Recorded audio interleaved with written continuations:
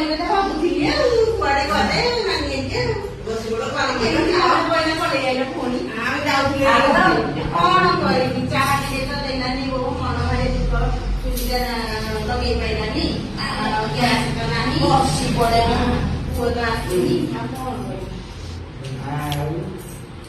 ପାନ ଖାଇଥିଲ ନାନି ପାନ ଖଣ୍ଡେ ଦେଲି ହଉ ପାନ ତୁ ଏ ବାସନ ନେଇ ମୁଁ ଆଉ ଆଣିଛି ଆଉ ଜାଣିଛି ନାନି ଆଉ ଝିଅ ଆସିକି ପହଞ୍ଚିଲା ତାଙ୍କୁ ଉଠିଲା ପଳେଇଲ ଆଉ ଅଭିମାନ କରିକି ପଳେଇଲ ମଲା ମୋର କଣ କହିବି ଆଉ ବୋଉଟା ତ ଆଣିଛି ଆଉ କହିବି କଣ ଆଉ ଝିଅ ଆସିକି ପହଞ୍ଚିଥିଲା ଡାକୁଛି ରହିଥା ଝିଅକୁ ଆଲୋ ମା କାନ୍ଦୁରି ଏ କାନ୍ଦୁରି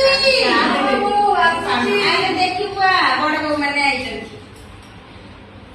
ବଡ ବୋଉ ଏଇଠି ଆଇଛୁ ତୁ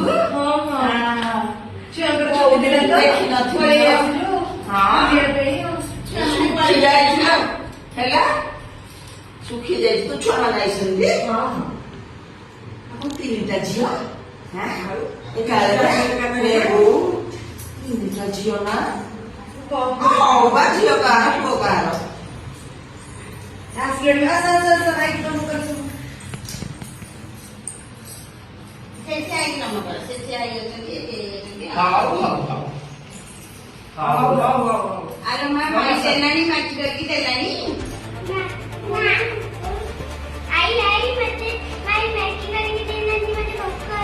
ଦେଇନାହାନ୍ତି ଆଉ କଣ ମାଇ ମାଟି କରିକି ଦେଇନି ଆଉ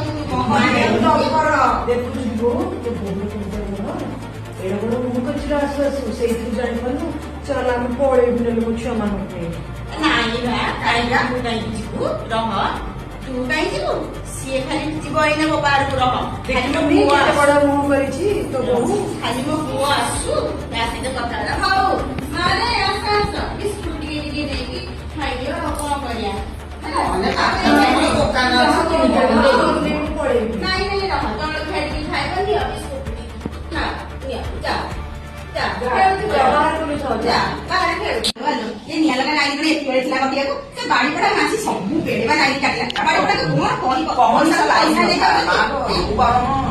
ଲାଇନ ଅଛନ୍ତି ଏମିତି କଟେ ଯୋଗନିଆ ଆସୁଛନ୍ତି ଖାଲି ପଇସା ଦିଅ ପଇସା ଦିଅ ଲାଇନ ପଇସା ନେଇଯିବେ ଆଉ ଖାଲି ଆମ ପାନ ଖାଇ ଯାଉଛି ଆସିବ ନାନୀ ହଉ ହଉ ହଉ ଆମେ ଯାଉଛୁ ପାନ ଖୋଜ ଦେବା ହଁ ହଁ ଆଉ ଆଣେ ମାମୁ ବାଡି ନବ ମୁଁ ଯାଏ ଆଣେ ହଉ ଆମେ ଯାଉଛୁ ପୁଣି ଆସିବ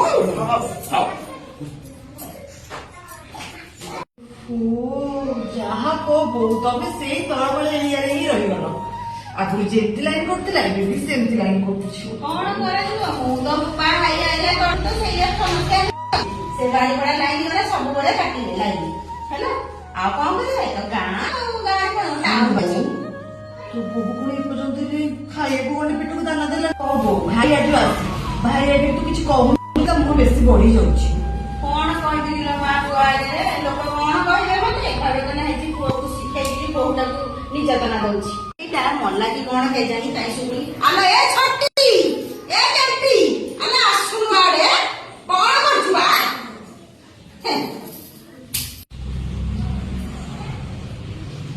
ଆଜ୍ଞା ମୁଁ ହେଇଗଲାଣି ଏଇନେ 2 ମିନିଟ୍ ଭିତରେ ମୁଁ ଆଉ ଜଲ୍ଦି ଆଣେ ଯେ ଛୁଆମାନଙ୍କୁ ଭୋକ କଲାଣି ପରା ଆଜ୍ଞା ଆଜ୍ଞା ଆଜ୍ଞା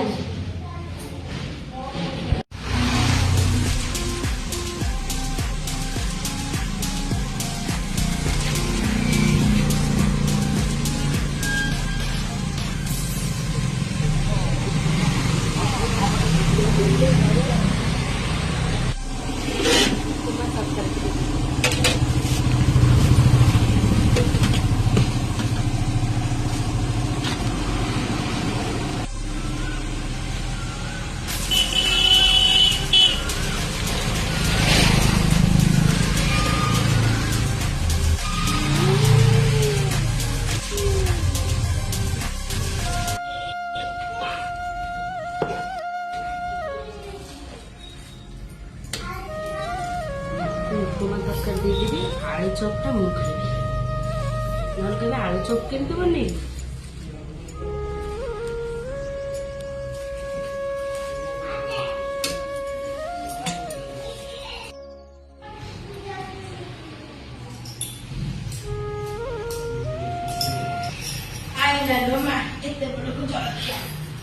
ଛୁଆ ଖାଇବେ।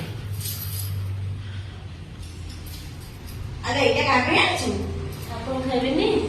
ଆରେ ମୁଁ କୋଉଦିନ ଖାଇଥିଲି ନା ଜଳଖିଆ ମତେ ଦେଇ ପକଉଛୁ। କୋଉଦିନ ଦେଇଥିଲୁ ସକାଳୁ?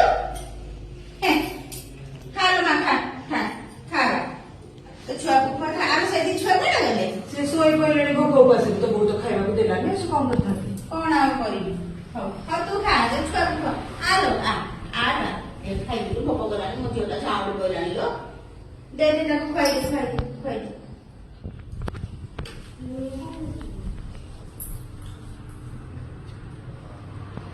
ଆଲୋ ପାଣି ବୋତଲ ଆଣିଲୁ ନା ଆମେ ପାଣି ଗିଲାସ ଟା ଦେବା। ଆମ ଛୁଆଟା ତଣ୍ଟି ଲାଗିବ। ଏତିକି ଟିକେ ବି ଜ୍ଞାନ ନାହିଁ। ଧୀରେ ଧୀରେ ଖା ତଣ୍ଟିରେ ଲାଗିବ ଲୋ। ଧୀରେ ଧୀରେ ଖା ଧୀରେ ଧୀରେ। ଖାଇଦିନ ମା ଖାଇବି।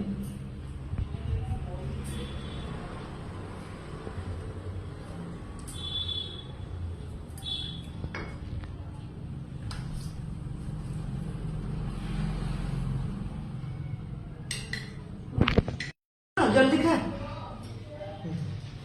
ଆମେ କେତେବେଳେ କୋଉଥିରେ ଗଲୁ କିଲୋ? ଗ୍ୟାସ ନଥିଲା ପରା କହୁଥିଲୁ। କୋଉଥିରେ ହେଲା? ଚୁଲିରେ ବନେଇଦେଲି। ଚୁଲିରେ ବନେଇ ତୁ କେମିତି ଜାଣିଲୁ? ହଁ ଦେଖିଲୁ ବହୁତ ଦେଖେ ମୁଁ କଣ ସନ୍ତେରେ ନା କଣ? ବହୁତ ପକ୍କା ଖଣ୍ଡେ ଅଛି। ଦେଖୁଛୁ କେତେ ମିଛ କଥା କହୁଛି ସିଏ। କଣ ମୁଁ ଚୁଲିରେ କରିଛି କଣ କହିବ?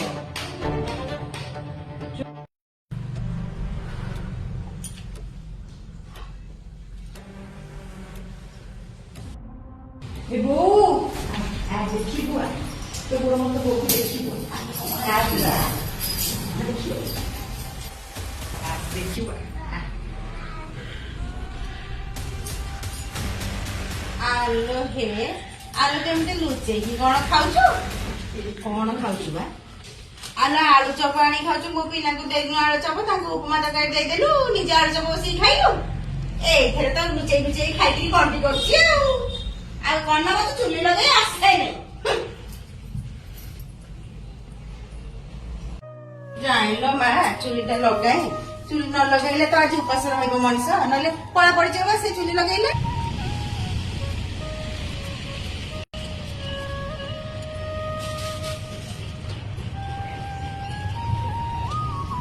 ହଉ ଏଥର ରନ୍ଧା ହବ। ଚୁଲି ଲାଗିଗଲା।